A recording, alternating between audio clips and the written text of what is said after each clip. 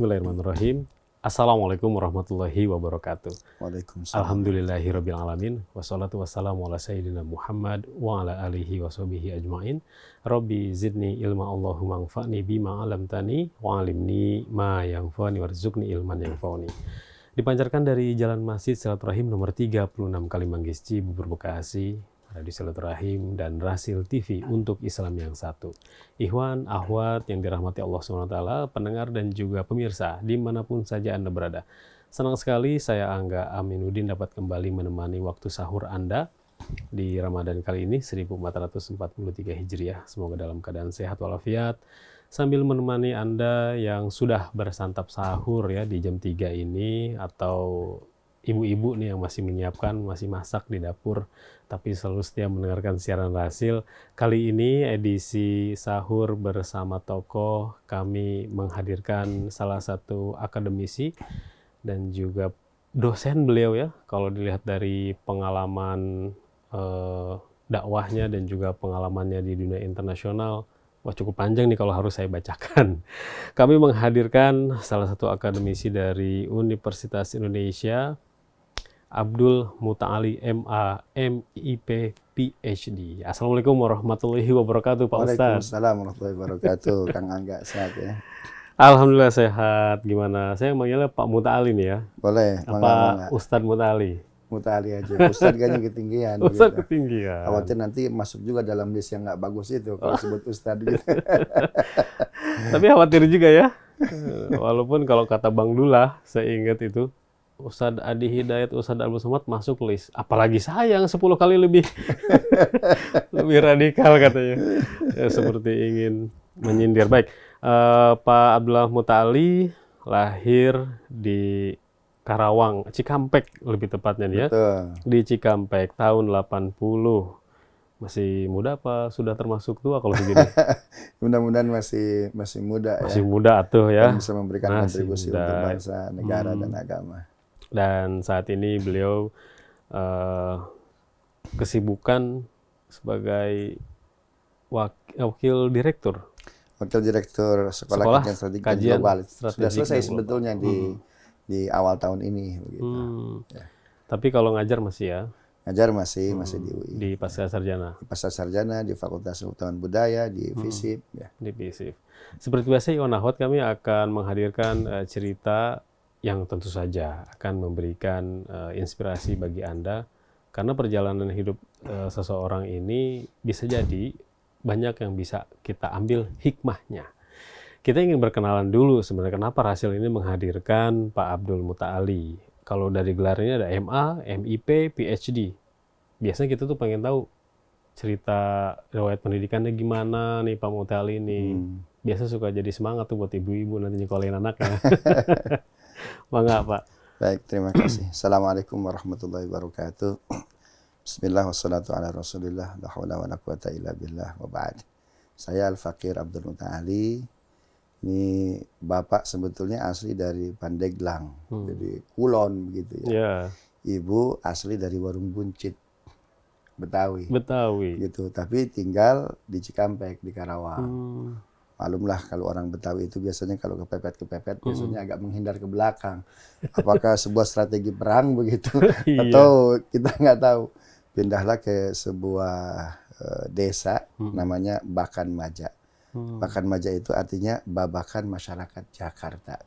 Jadi ada satu wilayah di Cikampek itu yang penghuninya, penduduknya semua berbahasa Betawi. Gitu. Ya. Agak sulit ya kalau mendapatkan orang pakai bahasa Sunda. Gitu. Makanya saya bisa sedikit bahasa Sunda itu ya ketika pesantren di Ciamis, ketika pesantren di Karawang. Tapi nggak keluar dari situ ya nggak bisa jadi bahasanya ada Betawi begitu ya. Bakan Maja nih tahun berapa itu? Bakan Maja tahun 9. Jadi saya ketika 1 sampai 5 tahun itu di Sentul, Wadas Pulau Jaya di Kabupaten Karawang. Nah, sampai ayah saya wafat, saya pindah ke Cikampek. Jadi ayah itu punya pesantren di Sentul, Pulau Jaya, di Wadas begitu. Tapi karena saya masih kecil, akhirnya yang mengurusnya ya alumni-alumni begitu ya. Sehingga ya sekarang hanya jadi musola, jadi tempat pengajian. Tapi menjadi pesantren dalam definisi sosial masyarakat Indonesia mungkin sudah tidak lagi begitu. Tapi alhamdulillah sekarang para alumni mereka menghidupkan kembali begitu ilmu-ilmu yang didapatkan dari almarhum, dan mudah-mudahan bisa ada pesantren lagi. Nah, saya sejak tahun 85 itu di Cikampek. Yeah. Itu di Cikampek, saya sekolah MI itu sore, paginya SD. Begitu ya, sambil pesantren pulang pergi, pesantren Kalong istilahnya itu ya. Itu khas tuh kalau anak-anak Jawa ya. Kemudian sampai sanawiyah begitu. Alhamdulillah ketika sanawiyah saya pesantren Quran di Mangun Jaya. Pesantren yang kemarin terbakar 24 Februari itu. Yang 8 orang ada yang syahid itu ya. Yang santri itu ya. Yang santri itu. Gara-gara lilin kalau salah. Gara-gara lilin atau constructing apa itu? Listrik. Kipas angin gitu ya. Kipas angin. Nah, 8 orang syahid. Nah, saya pesantren di situ. Alhamdulillah di situ sampai beberapa juz kita hafal. Lalu ketika akan ke SMA, saya ikut tes namanya MANPK, Madrasah Aliyah Negeri Program Khusus. Itu program Kiai Munawir Syazali itu ya, Menteri Agama kala itu. Nah, saya termasuk terbaik di Kabupaten Karawang. Akhirnya bisa ikut tes di Mandarussalam, MANPK. Alhamdulillah bisa selesai tahun 99. Lalu kuliah S1 di UIN Bandung 2,5 tahun. Alhamdulillah IPK saya jadi 2,5 tahun itu karena... Kok cepet? Alhamdulillah tuh. Jadi ketika semester 1 IPK saya 4. Semester 2 IPK saya 4. Wah. Nah, ketika semester 3 saya mengambil 48 SKS. Waduh. Ketika semester 4 saya mengambil 48 SKS. Ketika semester 3 saya mengambil mata kuliah semester 3 juga semester 5. Ketika semester 4 saya mengambil mata kuliah semester 4 juga semester 6. Akhirnya tersisanya semester 7 saja. Alhamdulillah. Karena ada beberapa mata kuliah yang dibebaskan. Contoh mata kuliah Quran Hadis Quran. Kata profesor pengajar di situ, yang hafal Quran katanya tidak usah ikut kuliah. Saya kasih nilai A sekarang. Yang hafal ilmu mantik, sulamun nawarok, hafal, kemudian store kepada saya kasih nilai A sekarang, nggak perlu ikut kuliah. Itu jurusan apa waktu itu ngambilnya? Saya ngambil perbandingan mazhab dan hukum. Ya, kemudian yang hafal usul fikih, ketika itu fikih Abdul Wahab Khalaf, saya hafal tuh. Yang hafal kitab ini nggak usah ikut kuliah, saya kasih nilai A sekarang. Jadi alhamdulillah banyak mata kuliah yang nilainya jama takdim. Jadi saya tidak perlu ikut kuliah, nilainya udah dapat di awal. Nah, jadi basisnya kualitas. Ya, basisnya kualitas. Alhamdulillah itu punya dosen-dosen yang menurut saya ini disebut dengan merdeka belajar. Harusnya seperti ini begitu. Berarti bukan, itu setiap hari kegiatan baca buku itu mah. Alhamdulillah. Udah nggak pernah main-main lagi nih mah. Tuh Edo dengar. Nah, jadi sebetulnya para ulama dulu, profesor dulu, guru-guru kita dulu itu sudah punya ide merdeka belajar. Jadi itu mindsetnya adalah kualitas, bukan sekedar materialistik. Kuliah di sini, tapi juga harus kuliah lapangan kan begitu. Saya kira tidak seperti itu. Ini mungkin koreksi kita ya terhadap MBKM. Ya, bagaimana kuliah merdeka itu ya merdeka dalam belajar. Ketika dia sudah menguasai, berikan dia untuk belajar ilmu-ilmu yang lain. Sehingga 2,5 tahun saya nulis skripsi dengan judul Pemikiran Fikih Syekh Abdul Qadir Al-Jailani. Nah, skripsi saya itu luar biasa, penentangnya banyak. Ya. Kenapa? Karena objek penelitian saya itu kitab Al-Ghunyah yang ditulis oleh Syekh Abdul Qadir Jailani langsung. Ternyata jangankan hadis palsu, hadis dhaifnya pun nggak ada. Menurut sebagian kalangan, orang menyatakan bahwa Syekh Abdul Qadir Jailani dengan ini itunya banyak khurafat, ini dan itu. Tapi ketika kita teliti langsung kitabnya, ini basisnya hadis semuanya. Jadi saya mentakhrij, mengeluarkan hadis-hadis tersebut, ya kemudian kita cek bagaimana kualitasnya, amazing. Karena beliau mazhabnya Hambali. Saya Abdul Qadir Jailani. Iya, mazhabnya Hambali, bukan Syafi'i. Tapi perkembangannya malah banyak tarekat yang lahir ini juga. Artinya apa? Bahwa tidak boleh itu mengkriminalkan tarekat. Sehingga ada statement penting dari seorang Ibnu Taimiyah. Laukana tariqatu katariqatik. Andaikan tarekat Sufiyah itu seperti tarekat Anda, wahai Syekh Abdul Qadir Jailani, itu saya ikut. La'aqtadi biha, aku bergabung. Ibnu Taimiyah salah satu yang sempat berkomunikasi. Betul. Dan dia termasuk yang berbaiat kepada Syekh Abdul Qadir Jailani. Begitu. Jadi kalau ditanya murid Syekh Abdul Qadir Jailani dalam tarekat Qadiriyah siapa? Ibnu Taimiyah. Yang sekarang dijadikan, mohon maaf ya, dijadikan pilot untuk apa? Untuk, mohon maaf, mengkritik sana, mengkritik sini, dan lain sebagainya. Realita, Pak Mutali. Realitanya seperti itu. Makanya perlu banyak dai-dai yang baru belajar ini mempelajari itu juga. Kawan saya di Jordan, walaupun beda jurusan, ya, dia ngambil disertasi judulnya Al-Ara Ibnu Taimiyah As-Sufiyah. Pandangan-pandangan tasawuf Ibnu Taimiyah. Luar biasa. Terkadang kita melakukan profiling, framing. Kita terkadang mudah menyalahkan padahal kita nggak belajar. Ya, seperti teori aqua lah. Aqua itu dia kalau penuh, ya kita goyang-goyang itu nggak ada bunyi. Tapi kalau airnya sedikit kita goyang-goyang, Kang Angga ya, tong kosong nyari bunyinya. Itu di UIN? Ya, di UIN Bandung. 2 tahun setengah? 2 tahun setengah. Waktu itu penentangnya masih ingat siapa gitu yang kira-kira? Tidak usah disebutkan. Tapi prinsip, opini dan ide argumentasi yang bisa dipegang itu akhirnya alhamdulillah lulus. Alhamdulillah lulus saya, walaupun mohon maaf, saya sidang itu 2 kali. Karena sidang pertama ya dengan segala keterbatasan saya ya, dengan segala apa itu dinamika kala itu sidang tesis saya itu tidak diluluskan. Tidak diluluskan. Karena apa itu ada isi dari skripsi itu yang berbeda dengan Dewan Penguji. Begitu. Harusnya kalau domainnya pemikiran itu sah-sah saja. Sebetulnya saya tahu masalah tidak diluluskan itu mungkin karena saya terlalu cepat. Regulasinya belum ada. Ya, regulasinya belum ada. Kan begitu. Iya. Bid'ah itu kan artinya innovation. Dalam hal ini kan bagus harusnya kan. Maka saya perlu sidang yang kedua. Tapi sidang kedua itu alhamdulillah ya saya bisa menjelaskan kepada Dewan Penguji, kepada publik. Dan hasilnya luar biasa. Itu di tahun berapa? Tahun 99. Tahun 2002. Saya masuk 99 di UIN Bandung, selesai 2002. Dan skripsi saya itu menjadi skripsi terbaik ya yang dinilai oleh Mizan ketika itu. Ya, jadi itu alhamdulillah tahun 2002 itu skripsi terbaik. Karena berhasil membongkar sosok pemikiran Syekh Abdul Qadir Jailani yang penilaian masyarakatnya agak berbeda begitu. Apakah Mizan juga melakukan akhirnya publishing untuk meluruskan pemikiran itu? Nah, saya tidak tahu setelah itu begitu. Sepertinya perlu, sepertinya. Ya, karena melihat kondisi. Setelah itu email masuk dari beberapa jurnal internasional. Kalau sekarang kita sebut Scopus lah ya. Scopus. Banyak yang minta agar itu diterbitkan begitu. Nah, karena setelah pulang dari Timur Tengah ada kesibukan ini dan itu akhirnya belum sempat. Tapi sekarang saya sedang garap begitu ya. Skripsi saya yang tahun 2002 begitu, 2002 mudah-mudahan ya bisa publish, memberikan apa ya, pandangan yang komprehensif gitu, objektif. Umat perlu pencerahan Pak Mutali, gitu. Khususnya tentang pemikiran Abdul Qadir Jailani ya. Jangan begini, jangan ketika berbicara Syekh Abdul Qadir Jailani khurafat, bid'ah, dhaif, hadisnya palsu, jangan begitu. Awalnya informasi yang untuk saya pribadi aja saya terima awalnya begitu. Ternyata beliau mazhabnya Hambali itu punya metodologi sangat ketat dalam hadis, ya sangat ketat juga dalam fikih.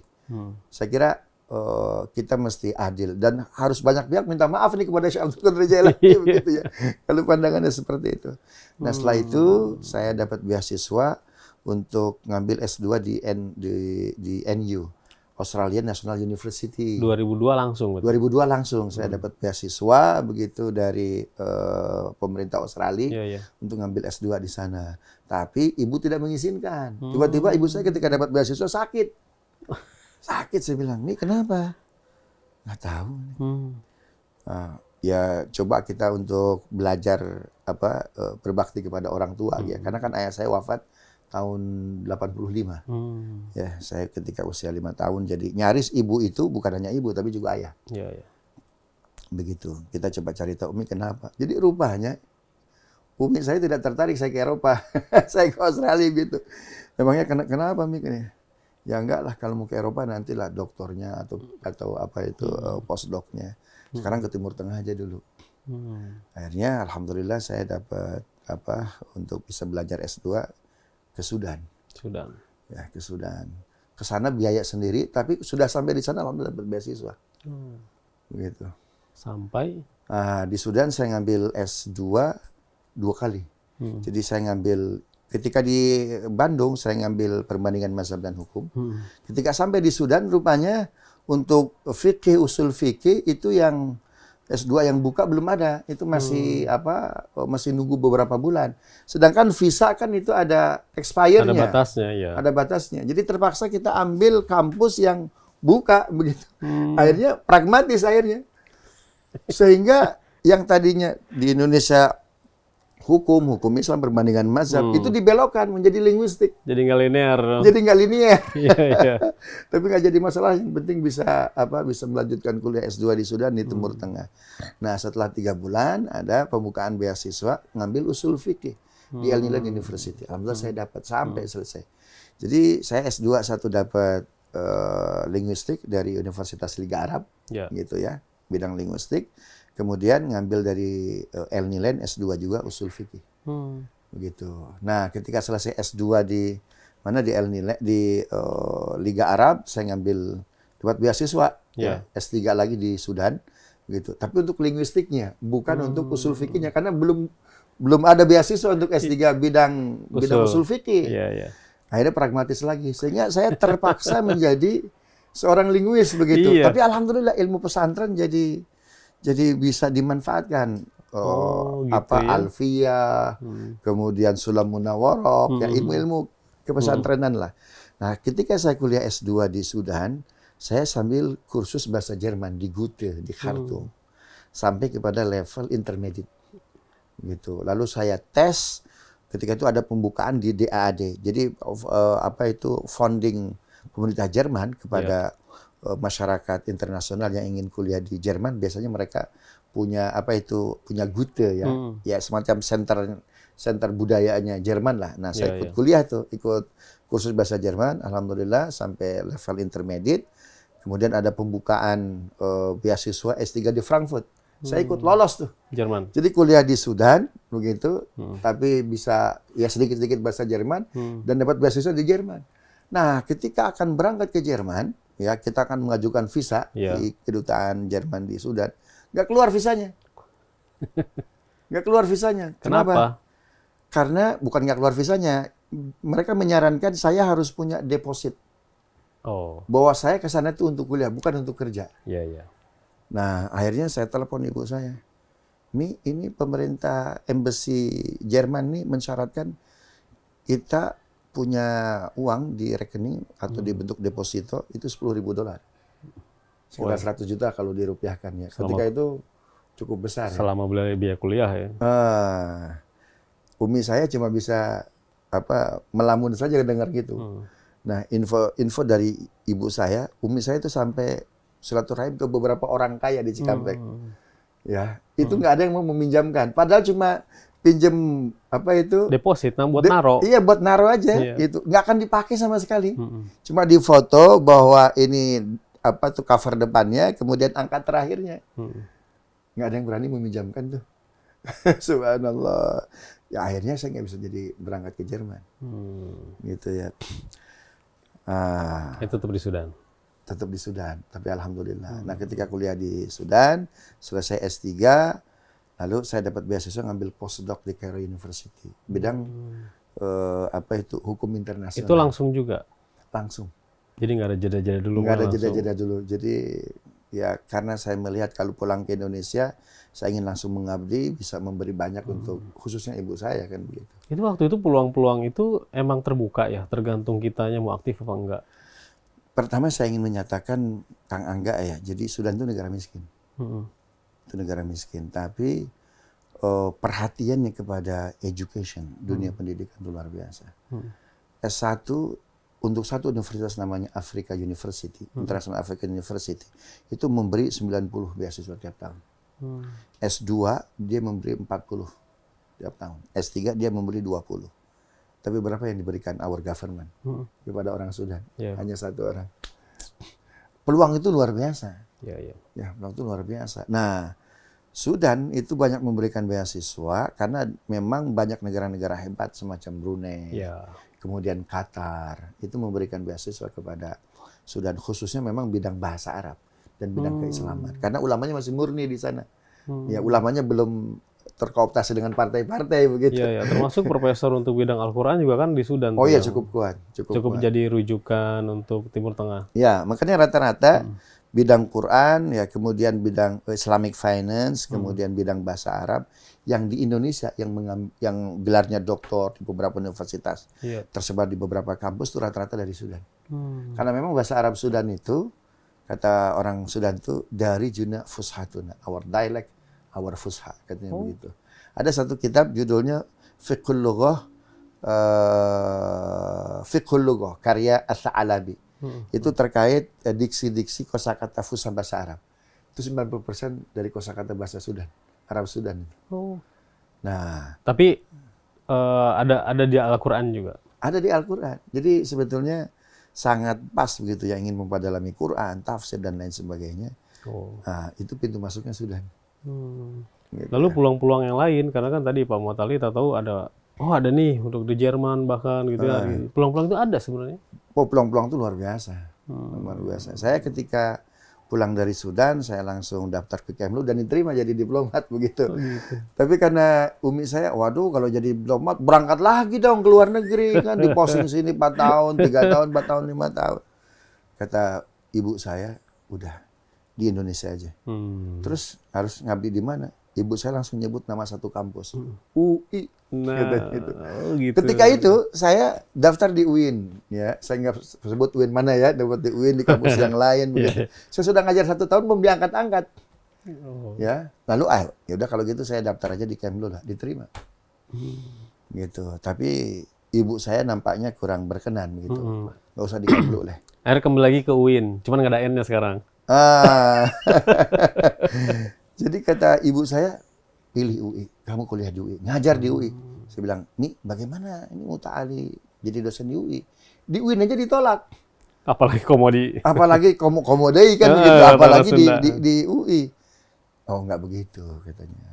Hitung-hitungan Allah tuh nggak begitu, ternyata benar. Luar biasa. Menarik dari ya sering di-mention ya Uminya. Berarti sosok Umi itu begitu berpengaruh untuk mengambil keputusan. Ya, jadi saya sangat ngepas gitu dengan yang dikatakan oleh Imam Ghazali. Ibu itu Tuhan yang kelihatan. Gitu. Ya, al-ilahul mandur. Ibu itu Tuhan yang kelihatan. Iya. Jadi memang seperti restu tuh ya di situ adanya. Iya. Menariknya gini, Kang Angga ya. Saya ketika daftar di Kemlu itu, saya masih tinggal di Cikampek. Ya, alhamdulillah tuh tahap administratif lolos ya, tahap bahasa Inggris lolos. Ya, nah tinggal tahap terakhir interview untuk jadi diplomat resmi. Ketika itu tanggal berapa ya? 18 Juni kalau nggak salah, 2007. Saya daftar di Kemlu, tinggal tes terakhir. Nah, itu hari Rabu jam 10 pagi. Tapi saya masih di Cikampek. Artinya kan besok pagi-pagi, ba'da subuh saya harus ke Jakarta. 2007. Selesai sholat subuh saya mau berangkat. Siap-siap gitu ya, mau berangkat ke Jakarta. Kata umi saya, jangan. Sholat duha dulu. Akhirnya kan mesti nunggu syuruk dulu kan. Oh udah buru-buru itu ya? Udah buru-buru nih. Bayangkan, Cikampek Jakarta itu ya minimal 2 jam lah. Iya. Nah, sholat duha dulu 2 rakaat. Akhirnya saya nunggu syuruk, sholat duha 2 rakaat. Ini udah 2 rakaat, jangan. Tambah lagi 2 rakaat. Sehingga sampai 4 rakaat. Udah 4 rakaat, selesaikan 12 rakaat. Jadi selesai sekitar jam 9. Wah. Sisa berapa jam? Enggak, 1 jam. 1 jam. Ke Jakarta cukup nggak kira-kira? Nggak cukup. Iya. Tapi Allah punya rencana. Berangkatlah jam 9:15. Ya, itu baru berangkat dari rumah ke terminal, itu setengah jam, Pak. Iya. Subhanallah. Berangkatlah ke terminal Cikampek, ya. Sampai di sana jam 9:30, sisa jam. Ya, sisa setengah jam. Itu perasaannya gimana di jalan? Subhanallah, saya udah la haula aja dah. Marah ke ibu nggak mungkin, kan begitu. Tapi ya saya cuma taat, ya Allah saya cuma taat. Saya birrul walidain lah pelan-pelan, walaupun nggak bisa maksimal, kan begitu. Naiklah warga baru. Turun di Kampung Rambutan. Warga baru tahu nggak? Warga baru itu bis paling keren lah. Bis legend itu. Bis legend. Legend bis itu dari Cikampek ke mana, ke Kampung Rambutan itu, atau ke Tanjung Priok kemana itu. Orang Cikampek bisnya warga baru. Ini pendengar yang punya pengalaman itu luar biasa. Nah, itu dari tiba di Kampung Rambutan terminal. Itu jam berapa Kang Angga? Tambah 2 jam Kang Angga. Bisanya 11 dong. Jam 11. Waktu udah selesai kan? Iya. Sedangkan itu interview jam 10. Tapi lah haula lah. Nah, dari Kampung Rambutan ketika itu tesnya itu di Pusdiklat Kemlu. Itu depan, kalau sekarang ini depan Senayan City. Yang bundaran itu tuh ya. Pakai mobil Mayasari Bakti. Oh, rambutan Blok M. Rambutan Blok M. Iya, rambutan Blok M. Rambutan Blok M. Itu turun persis di situ tuh, di patung itu tuh ya. Yang bundaran itu. Karena ke situ langsung jalan aja ya. Dilalahnya itu ketika saya naik Mayasari Bakti, itu saya satu kursi dengan tokoh yang luar biasa menurut saya, karena bajunya rapi, pakai dasi, wangi betul. Beliau di pinggir, saya yang di lorong itu ya. Dek, mau kemana? Saya mau ke Pusdiklat Kemlu. Itu yang nanya duluan? Yang nanya dia duluan. Ada apa? Saya mau interview, Pak, jadi diplomat RI. Emangnya mau jadi diplomat? Targetnya apa? Ya, saya ingin membahagiakan orang tua. Begitu. Maksudnya apa? Paling tidak kalau saya jadi dubes haji, saya bisa hajikan, umrohkan ibu saya tiap tahun. Saya bilang gitu. Jadi alasan saya itu innocent betul. Jujur banget. Jujur aja. Ya itu kan alasan ini. Alasan globalnya apa? Saya bilang. Ya, alasan global Indonesia itu resources-nya luar biasa. Ya, kemudian ini harusnya kalau kita mainkan, ini Singapura nggak ada apa-apanya. Cuma ini mental leadership-nya nggak ada.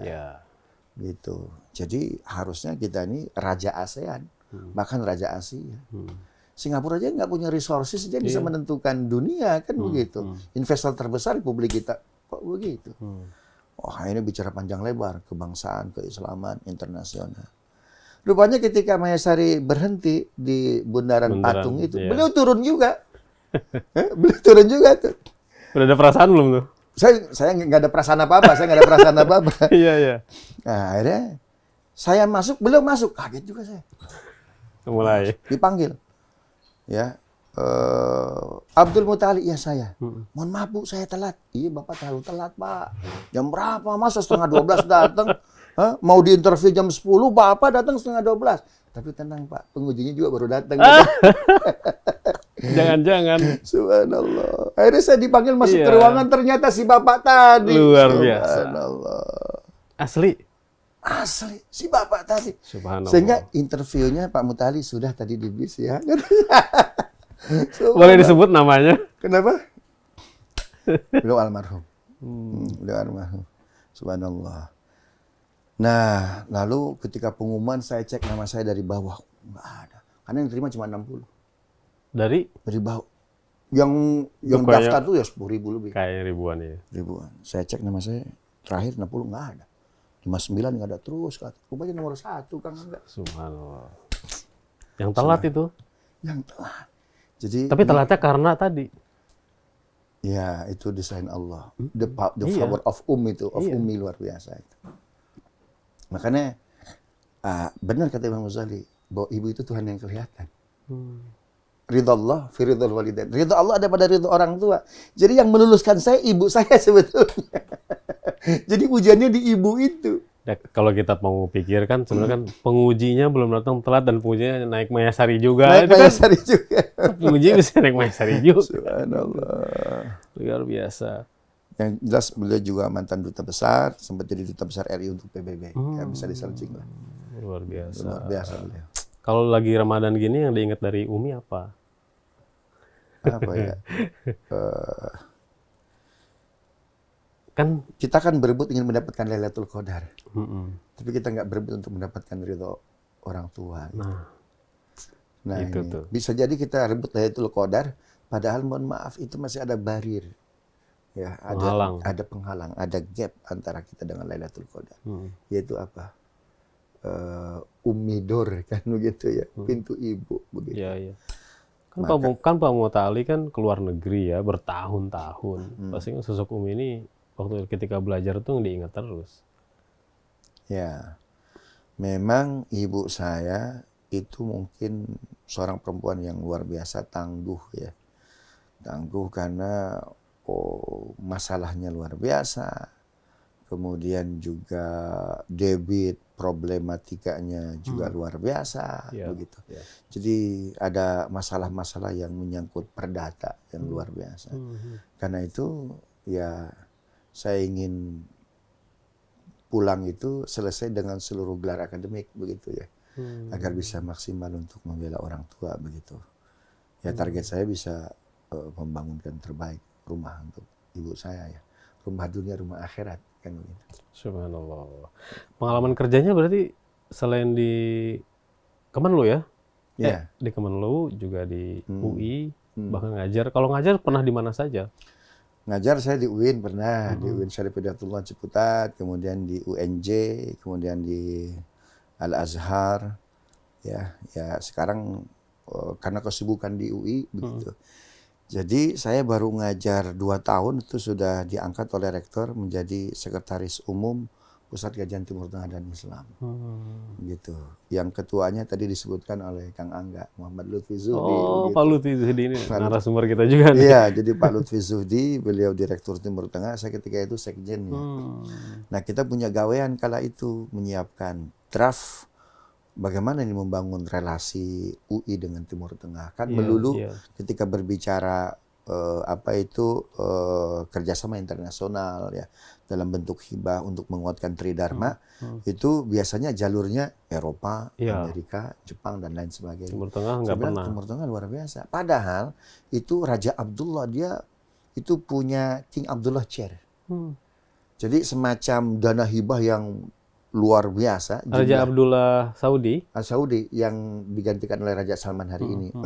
Itu punya King Abdullah Chair, ya semacam funding untuk Tridharma dalam jumlah yang luar biasa. Harvard punya, Oxford punya, Cambridge punya. Saya bilang, kenapa Indonesia yang mayoritas Muslim ini nggak punya King Abdullah Chair? Begitu. Saya melihat ini sebuah peluang. Bukan untuk, mohon maaf, ini gerakan primordialisme, bukan ya.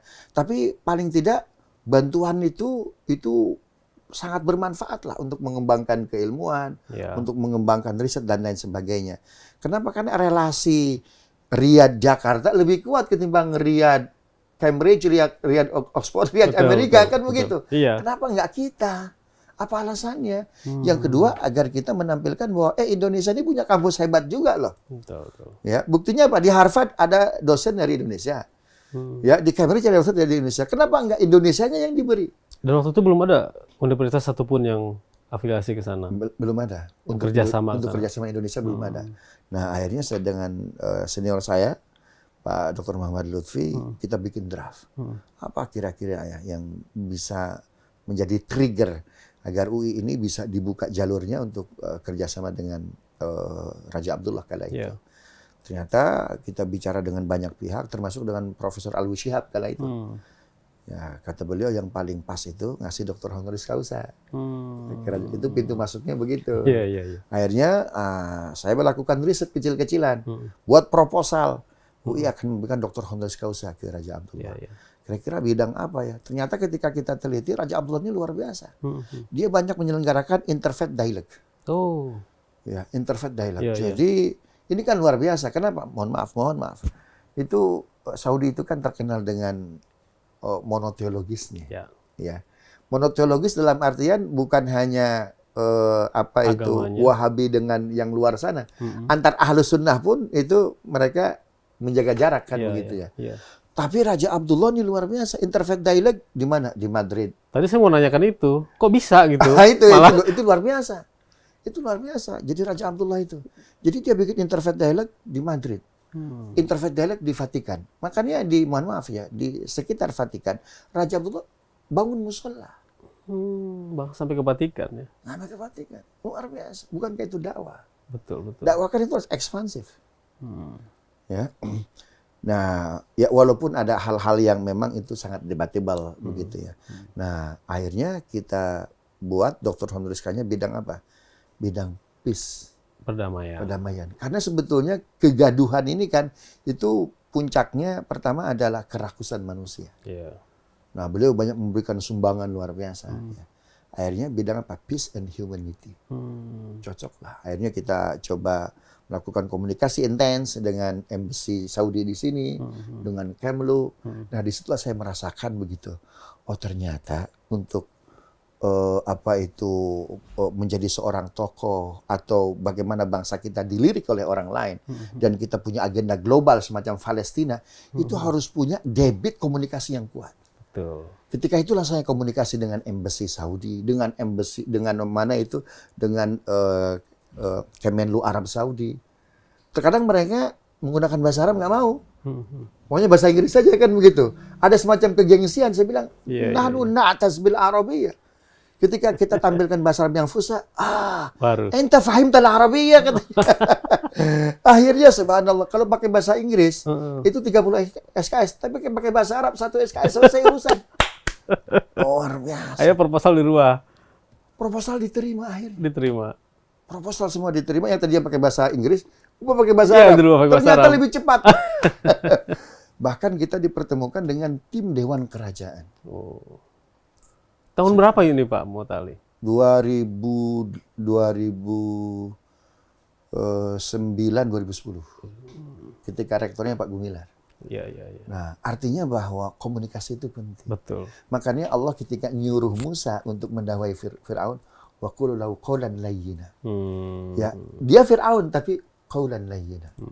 Itu komunikasi. Karena komunikasi itu dia sebatas vehicle, kendaraan. Ya. Tapi sampainya pesan itu menjadi konten yang wajib disampaikan. Nah, ini nanti kita akan bahas lebih dalam nih sesuai dengan kapasitas tokoh kita.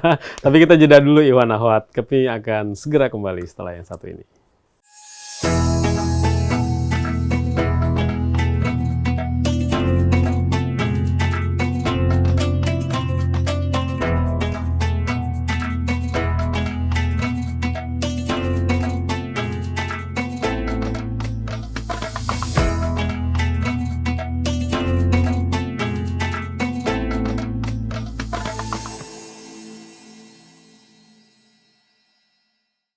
Radio Silaturahim dan Rasil TV untuk Islam yang satu, Ikhwan Akhwat yang dirahmati Allah SWT. Terima kasih masih bersama kami. Sahur bersama tokoh, kami menghadirkan salah satu tokoh, yaitu Pak Abdul Mutali MA, MIP PhD, yang saat ini beliau kesibukannya memang di Universitas Indonesia ya, di Sekolah Kajian Strategik dan Global.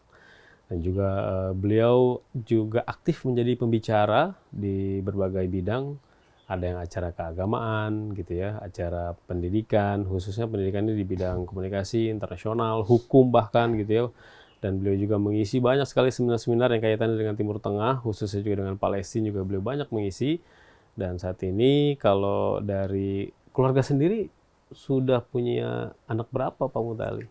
Alhamdulillah saya dianugerahkan oleh Allah 1 orang putri, 2 orang putra. Anak pertama putri Rifka Sarwatul Gina usia 13 tahun. Yang kedua Ahmad Kasan Khalifah usia 9 tahun. Ya, yang kemudian yang ketiga Ahmad Nabil Khalifah 2 tahun 7 bulan. Sebetulnya ada yang keempat itu antara yang ketiga dan keempat begitu, tapi keguguran. Keguguran ya. Tadi belum cerita itu dapat istri orang mana? Oh iya, jadi istri saya itu sebetulnya asli Tasik ya, keluarga Cipasung. Ya, keluarga Cipasung. Jangan kenalan waktu di pesantren ini. Apa ya, semi dijodohkan lah.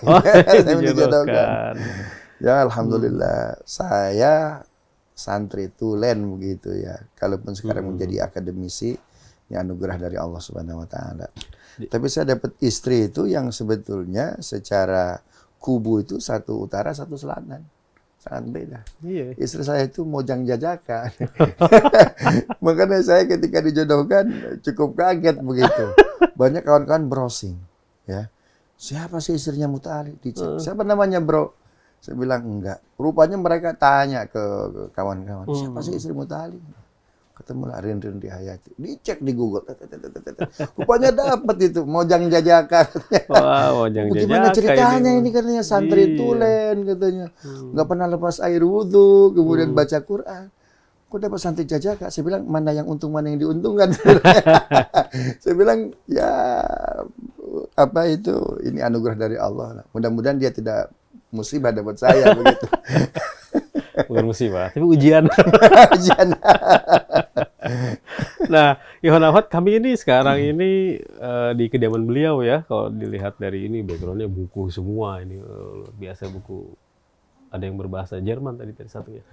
Bahasa Jerman. Baik Pak Muta'ali, melihat perkembangan saat ini sebenarnya saya sih pengennya ke Indonesia dulu ya. Bagaimana kita bicara kebangsaan ketika Pak Muta'ali tadi menyinggung komunikasi ini sangat penting.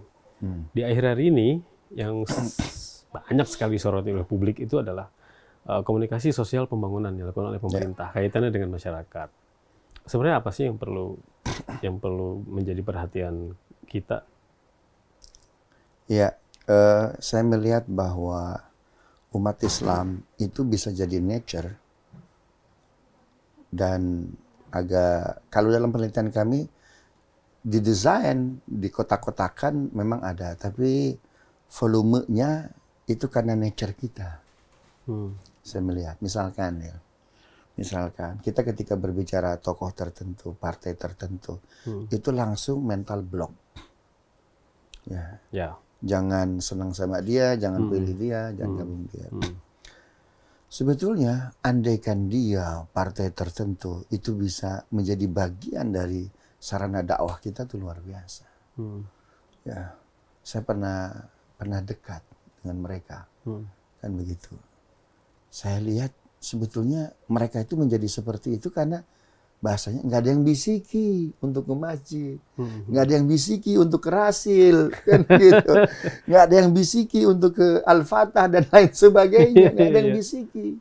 Sehingga yang membisiki adalah orang-orang di luar sana, yang secara notabene itu justru adalah kompetitor kita, ya dalam kerja-kerja dakwah ini begitu.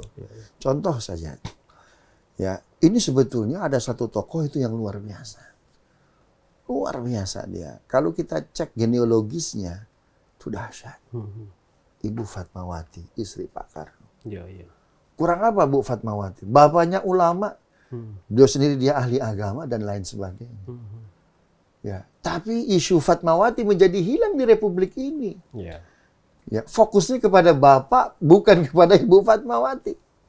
Coba kalau isu ini dinarasikan, dikomunikasikan dengan baik. Kita kembali berbicara. Bagaimana kalau kita bikin hari mengingat ibu? Kita ada hari ibu, kan begitu kan? Ada hari ibu. Tapi apakah secara politis ini sampai hari ibu itu kepada ibu kita? Ini luar biasa. Karena sekarang ini narasi genetik politiknya itu lebih kepada bapak. Yang ditampilkan foto bapak. Betul nggak Kang? Nggak? Betul. Ada nggak foto ibu? Nggak ada. Nggak ada. Kenapa? Karena ibu itu penting. Dia simbol kembali ke musola. Dia simbol kembali ke mana itu, ke surau-surau. Simbol kembali ke apa itu, kebenaran universal. Ini harus diangkat. Rasil buat acara tuh. Kembali ke ibu. Subhanallah. Kenapa? Karena ada yang mengupayakan untuk memisahkan dia dengan ibunya. Betul. Paham yang saya maksud? Paham. Enggak ya? Ya. Ya, seolah-olah ini nggak boleh ingat ibu. Karena ibunya luar biasa. Kali ibunya jalurnya ulama ini.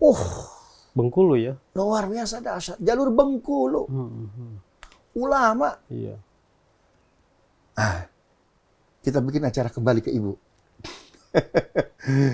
Ya, ada nggak? Padahal rumah sakitnya sudah ada. Iya, rumah sakit Fatmawati. Subhanallah. Ini yang saya sebut dengan komunikasi. Betul. Jadi dalam dakwah itu kita tidak boleh itu memasang mental block. Itu biasanya mental block itu kan lahir dari dia dapat informasi itu. Nah itu masalahnya. Oke bagi mereka. Tapi bagi mereka yang punya literasi yang luar biasa. Karena sejarah Islam kan sampai Nabi bilang begini, ya Allah Islamkan salah satu dari dua Umar. Umar bin Khattab atau Umar bin Hisham. Kayaknya doa itu masih sangat relevan hari ini begitu kan. Karena dakwah itu tidak mengalahkan. Politik mengalahkan, itulah bedanya dakwah dengan politik. Yeah. Kalau ingin mengalahkan, Anda politisi. Dakwah itu tidak pernah mengalahkan, tapi dakwah itu apa? Merangkul. Merangkul, mengajak. Nah, hari ini forum dakwah kita mengalahkan. Itu masalahnya, ingin mengalahkan. Jadi dalam hati isinya apa? Dendam. Padahal isinya apa? Kata Nabi, al-Islamu la yantaqim. Islam bukan agama pendendam. Ketika Isabel Ferdinand menghabiskan genosida Muslim di Andalusia, Spanyol, ya, cuma dikasih 2 pilihan. Kalau stay di sini, Anda tanggalkan keyakinan, atau keluar. Sehingga saudara kita pilih apa? Keluar. Yang tetap di situ, genosida dihabiskan. Di benua, di mana itu di bangsa yang lain, seorang Raja Ottoman, Bayazid II, dia punya kepedulian. Saya akan melakukan hal yang sama yang dilakukan oleh Isabel dan Ferdinand, ya, kepada bangsa-bangsa semuslim saya di sana. Maka saya akan melakukan hal yang sama. Seluruh non-muslim di Ottoman akan saya genosida. Disiapkan pasukan. Ketika disiapkan pasukan, akan melakukan genosida serentak. Seorang ulama datang. Al-Islamu la yantaqim. Islam bukan agama pendendam. Akhirnya mereda dia. Nah, kita ini politik, mohon maaf ini, merusak tatanan dakwah. Bukan berarti umat Islam nggak boleh berpolitik, harus. Tetapi politik dakwah, bukan politik threshold. Mereka udah bikin politik dakwah, cuman tadi caranya. Nah, ini acara-acara seperti ini, acara rasil dan lain sebagainya. Subhanallah. Saya sampai hari ini, alhamdulillah itu selalu keep touch, kontak dengan Pak Nuim Hayat begitu. Iya. Ya, dengan beliau. Ya, insya Allah kita nanti Syawal berkunjung ke Melbourne. Ketemu dengan Pak Nuim, ingin discuss beberapa. Karena ketemu itu ada data yang saya nggak punya, beliau punya. Ada beliau data nggak punya, saya punya, kan begitu. Karena kan beliau hari Senin atau hari Selasa tuh. Senin nih Rasil. Hari Senin. Ya. Senin pagi. Saya selalu dengarkan tuh beliau. Iya. Karena beliau itu manusia bisa jawab soal apapun. Google berjalan istilahnya begitu. Itu luar biasa dahsyat. Nah, kembali lagi kepada politik dakwah. Jadi dakwah itu tidak mengalahkan. Kalaupun bisa mengalahkan, maka yang timbul apa? Dendam. Maka politik dakwah itu merangkul. Jadi jangan pernah memberikan kebencian kepada dia karena salah kita. Kita nggak pernah masuk. Komunikasi kita seperti apa sih sekarang ini? Sehingga mereka mendesain, karena saya dianggap musuh, kalian musuh kami juga. Akhirnya begitu. Apa itu juga terjadi secara global?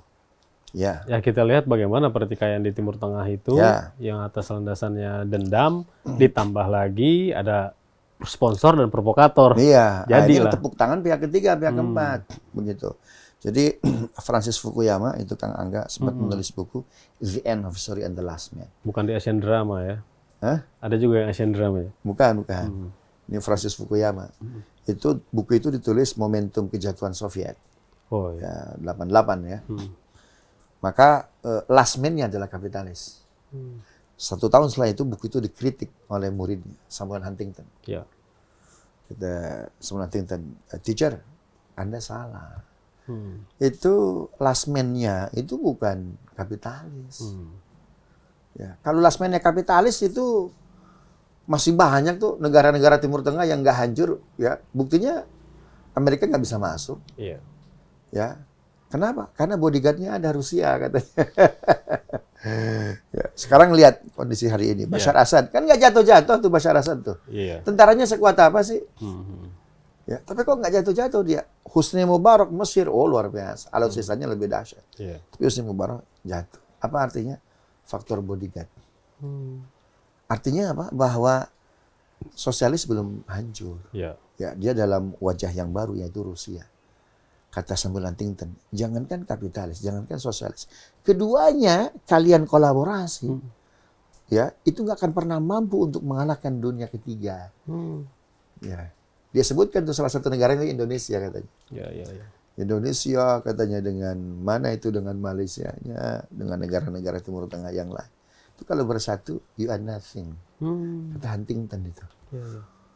Nah, agar tidak terjadi unity, dibuatlah teori namanya Islamophobia. Asbabun nuzulnya begitu. Ya. The Clash of Civilization itu. The Clash of Civilization itu Samuel Huntington.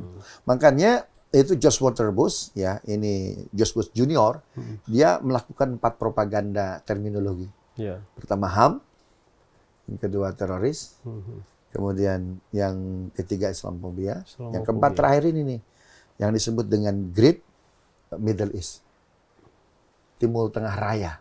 Jadi siapapun dia, walaupun di luar zona geografis Timur Tengah, semacam Afghanistan, Iran, kemudian Turki, ini kan nggak termasuk Timur Tengah ini. Yeah. Disebutnya apa? The Great Middle East. Pokoknya siapapun deh, yang pakai peci kayak Kang Angga, kan begitu, yang bercahaya berwudu seperti Kang Angga, begitu. Dia itu The Great Middle East. Jadi ini Timur Tengah ini bukan sekedar nama geografis zona, tapi dia sebuah ideologi kebencian. The Great Middle East. Iya. Itu ditelurkan oleh siapa? Oleh George Bush Junior. Ya. Dia menelurkan itu tuh. Nah, ini yang disebut dengan kelompok eksternal. Jadi memang hari ini permasalahan jadi complicated. Ya. Tapi saya lebih tertarik kita bebenah dari dalam, melakukan konsolidasi. Ya kalau bahasa kasarnya nunggu 2024 rapi-rapi rumah dulu. Ya, rapi-rapi rumah kita, ya anak belum mandi tolong dimandikan, istri belum cantik pakai gincu digincukan, tapi di dalam aja, kan begitu. Kemudian ya masih pabalatak lah kalau istilahnya, maka dirapikan dulu. Berbenah dari dalam ya ingat ketika Islam yang terpecah-pecah ini, ulama Mesir pernah mengatakan itu ya. Sebenarnya bukan Amerika yang hebat, Barat yang hebat, Israel yang hebat, karena memang kitanya aja lagi tercabik-cabik, kitanya nggak bersatu. Betul. Ini kan misi persatuan bukan misi yang mudah, Pak Mutali di saat ini nih. Betul. Bahkan menurut saya bukan hanya misi ya, misi persatuan. Ini menjadi ada sebagian kalangan kita nggak usah bersatu karena hadis nabinya aja katanya. Berpecah begitu. Nabi berdoa dengan 3 permintaan, 2 dikabul, 1 ditolak. Ya kita beriman kepada Nabi, udah nggak usah bersatu dulu. Saya bilang nggak begitu memahaminya. Jadi tetap bahwa ikhtiar itu sebuah kewajiban. Ya, Ikhwan Akhwat yang dirahmati Allah SWT, luar biasa tadi ya cerita-cerita dari sosok kita ini. Saya bagaimana juga sebenarnya Pak Mutali kami ingin menggali ya.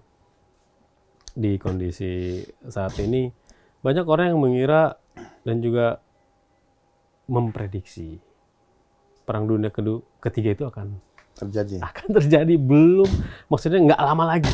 Akan terjadi nggak lama lagi. Pak Mutali melihat politik global ini gimana sebenarnya? Ya, memang kalau melihat saya lebih tertarik nyebutnya konflik ya, tidak invasion gitu. Kalau invasion berarti saya dukung Ukraina dong. Gitu ya. Jadi memang Putin itu tinggal tekan tombol nuklir maka selesai ini, luar biasa akan terjadi Perang Dunia Ketiga. Jadi NATO dan Amerika dia tidak berani ya secara sekonyong-konyong membantu Ukraina. Karena mereka tidak tahu Rusia punya apa begitu. Beda dengan beberapa negara yang sering pamer begitu ya, show up show force begitu, nuklirnya dan lain sebagainya. Nah, sehingga ya Cina, kemudian Amerika dan lain sebagainya itu tidak merasa takut, termasuk Korsel tidak merasa takut dengan saudara sebelahnya. Begitu. Karena mereka sangat paham nih Korea Utara punya apa. Tapi kalau Rusia dia melakukan eksplorasi nuklir, penelitian tentang apa, dia nggak pernah bilang-bilang. Begitu. Ini yang membuat Amerika bertanya-tanya, ini akan dikeluarkan apa sih oleh Putin? Begitu. Nah, dalam pada itu mereka tidak berani untuk membantu Ukraina.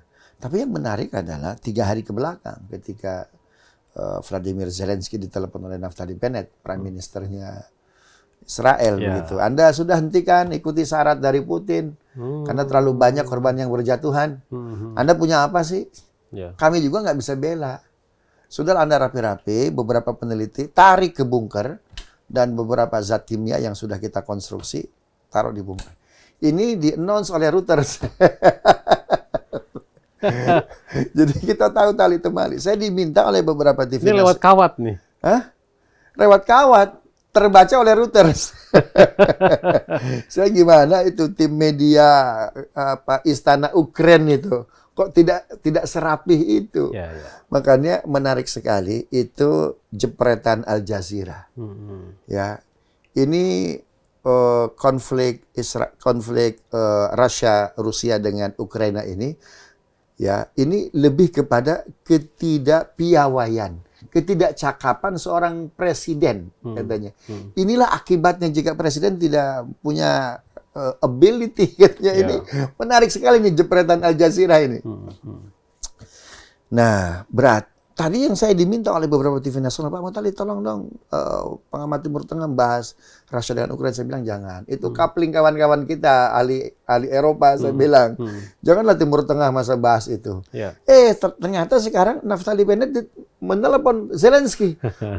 Akhirnya kita harus masuk ini. Oh, ini ada apa-apanya nih. Ada unsur latansur, Mansurun. Iya, mulai kebuka. Baru kebuka. Dan ternyata itu direspon kawat ini oleh Putin.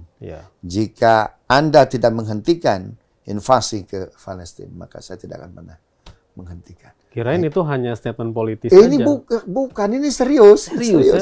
Akhirnya kita jadi bertanya-tanya. Apakah ini yang dimaksud dengan Al-Maidah ayat 82? La tajidanna asyaddan nasi adawatan lil ladzina amanul yahuda wal ladzina asyraku.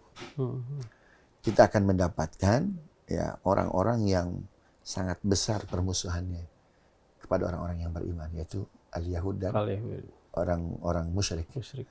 Pada saat yang bersamaan Allah melanjutkan wala tajidanna aqrabahum mawaddatan lil ladzina amanu alladzina qalu inna nasara. Pada saat yang bersamaan nanti ada pihak-pihak justru yang sangat dekat dengan kita, yaitu orang-orang Nasrani. Jadi dalam terminologi politik istilah kisisin itu Kristen Ortodok. Kisisin. Ya, kisisin. Itu Ortodok. Begitu. Dia tidak follow Vatikan. Oh, banyak itu. Dia tidak follow Vatikan. Saya jadi teringat 1453 ketika Al-Fatih itu menaklukkan Konstantin. Itu kan nggak sendirian, juga dibantu oleh Ruba. Oleh Hongaria ahli. Nah, terkadang ini yang disebut dengan kepiawaian dalam dakwah. Kita jangan menganggap di luar kita musuh semuanya. Terkadang untuk tujuan global, kita mesti menggunakan kawan yang di luar kita. Karena bisa jadi tujuan politik, tujuan global sama kita. Nah ini, jadi saya kira apakah itu akan terjadi dunia ketiga dan lain sebagainya, ini menjadi terang benderang. Ya, dunia Islam hari ini, mohon maaf, humuknya terlalu banyak. Arab Spring 2008 sampai sekarang kemana muaranya, Kang Angga? Betul. Ya, Suriah butuh waktu 400 tahun untuk recovery. Yaman butuh tahun 150 tahun untuk recovery. Dan nggak jelas kapan selesainya. Kita cek, saya pernah ikut evakuasi masyarakat kita dari Yaman melalui Jizan, begitu ya. Itu saya ketemu dengan beberapa jurnalis begitu.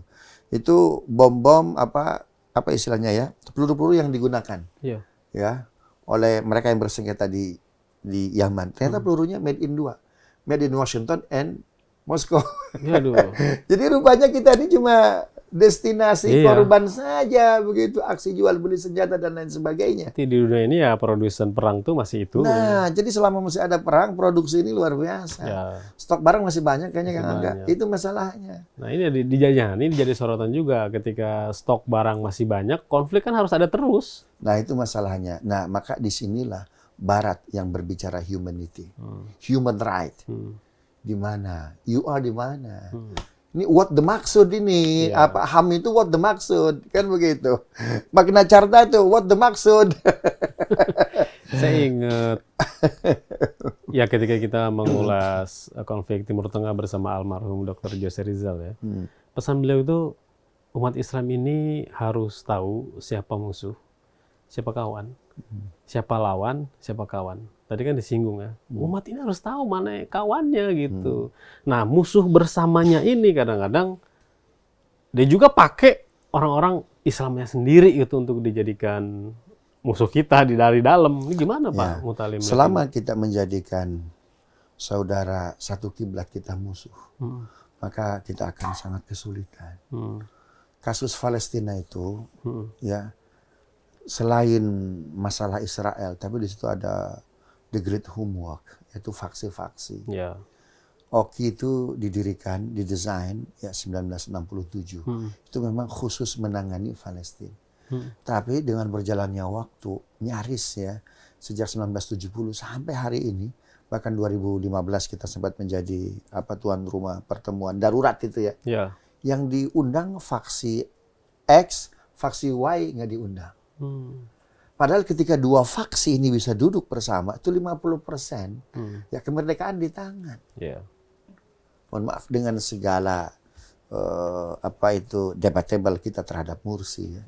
Tapi Mursi dia presiden dunia Islam pertama mungkin. 1 minggu setelah diangkat jadi presiden, dilantik, dia berhasil mendudukkan Hamas dan Fatah di Kairo. Rafah terbuka. Oh, Rafah terbuka.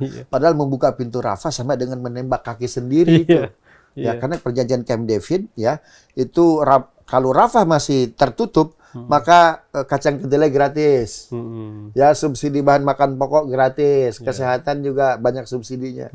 Dengan syarat ditutup Rafah. Dibuka, maka yang gratis-gratis tadi tidak ada. Makanya ketika Rafah dibuka, mahal-mahal harga dan luar biasa. Begitu. Nah, Mursi 1 minggu selesai dilantik, itu bisa mendudukan Fatah. Apa yang terjadi setelah itu? Kantor PLO di Washington tidak bisa diperpanjang.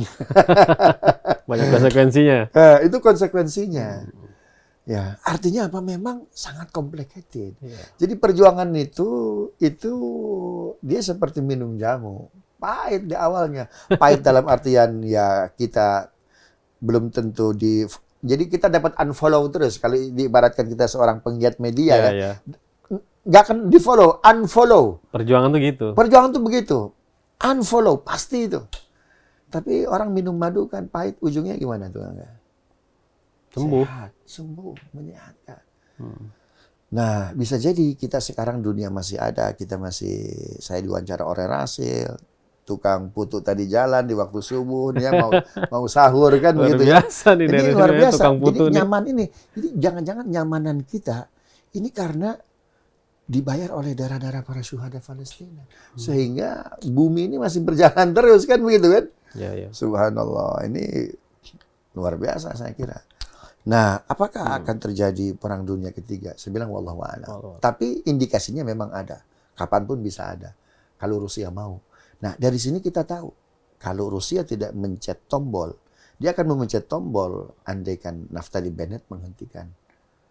Apa artinya? Bahwa seorang Putin yang katanya otoriter, dia masih punya heart. Dia masih punya hati. Karena itu berbicara Palestina, keluar. Jangan berbicara Al-Quds. Tapi berbicara humanity. Kemanusiaannya dulu. Tapi ketika di internal kita berbicara Al-Quds. Karena kalau berbicara ini Hamas, ini Fatah, dan sebagainya, itu wal khilafu luar biasa. Iya. Seperti halnya di negeri ini begitu. Juga lah kalau udah bicara itu ya. Gitu. Maka internal kita berbicara Al-Quds, itu ada kiblat pertama kita. Ya, itu ada Palestina. Bahkan kata Nabi, tempat kita kumpul, tempat kita dan lain sebagainya dalam hadis Nabi. Baik, Pak Mutali, ini pengennya sih terus ya, cuman sayang sekali nih kita dibatasi oleh waktu. Sebagai penutup Pak Mutali, karena kita ini kan di momen Ramadan ya. Kalau renungan dari Pak Mutali sendiri, singkat untuk Ikhwan dan Akhwat, ini apa yang ingin disampaikan? Baik, terima kasih Kang Angga. Ramadan ini saya kira ini refleksi kita untuk membersihkan diri kepada Allah Subhanahu wa Ta'ala. Perang Badar itu informasinya itu 1 hari sebelum diumumkan kewajiban puasa. Begitu. Jadi ketika diumumkan bahwa suatu saat nanti kita akan di-challenge, kita diwajibkan untuk hadir di medan laga, yaitu Perang Badar. Karena sebelumnya orang-orang Yahudi, orang-orang Nasrani itu ya dan beberapa komunitas yang lain itu keluar dari barisan begitu. Nah, setelah turun ayat itu Al-Baqarah 216 ya kutiba alaikumul qital wa kurhul lakum, diwajibkan harus kalian berjuang padahal kalian nggak suka. Itu para sahabat sedih, kaum muslimin sedih. Tetapi ya esok harinya turun ayat apa itu, berpuasalah. Para sahabat senang betul. Jadi puasa itu adalah modalitas. Puasa itu membersihkan diri. Kita hari ini banyak cari muka begitu di zaman fitnah karena sulit mungkin nyari ini, makan itu dan sebagainya. Akhirnya kita sangat pragmatis. Nah, puasa itu sebetulnya refleksi mana sebetulnya pejuang-pejuang yang hatinya ikhlas, mana NGO-NGO yang hatinya ikhlas, mana civil society yang hatinya ikhlas. Karena keikhlasan itu diperlukan untuk persatuan. Bersatu tanpa ada keikhlasan sangat berat. Saya kira itu, Kang Angga dan pemirsa Rasil. Baik, luar biasa. Terima kasih banyak Pak Mutali ini atas waktunya dan juga sharing-sharing ceritanya. Ini semoga memberikan inspirasi untuk pendengar dan juga pemirsa dimanapun saja Anda berada. Sekali lagi terima kasih. Semoga Pak Mutali ini selalu sehat. Amin. Ini jangan jadi yang terakhir ya. Nanti kami undang juga ke Rasil. Insya Allah. Mudah-mudahan jadi narasumber Rasil nanti ya. Pokoknya bersua dengan Ikhwan dan Akhwat. Kami undur diri, Ikhwan Akhwat. Mohon maaf atas segala kesalahan kata. Billahi taufiq wal hidayah. Subhanakallahumma wa bihamdika asyhadu an la ilaha illa anta astaghfiruka wa atubu ilaik. Assalamualaikum warahmatullahi wabarakatuh. Waalaikumsalam warahmatullahi wabarakatuh.